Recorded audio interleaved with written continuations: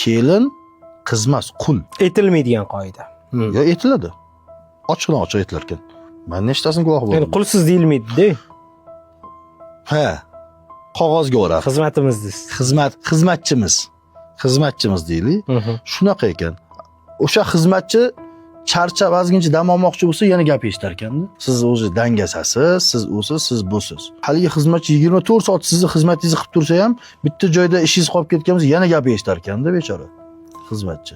Xayoldan ko'tarilgan bo'lishi mumkin emasmi? Odam u ham, to'g'rimi? U ham biron farzand edi-yu. Haligi to'ydan oldin qop-qop va'dalar bor edi, baxtli qilaman, ko'ngliga qarayman, boshimda ko'taraman, to'g'rimi? Ular to'ydan keyin birontasi amalga oshmaydi va kasal bo'lib qolgandan keyin nima deydi? Bor ota-onangniki bor davolanib kel deydi-yu. Nimaga desa aytadiki, sani bizga xizmating kerak, men bu joyda hozir pulimiz yo'q edi-da, davolatishga deydi.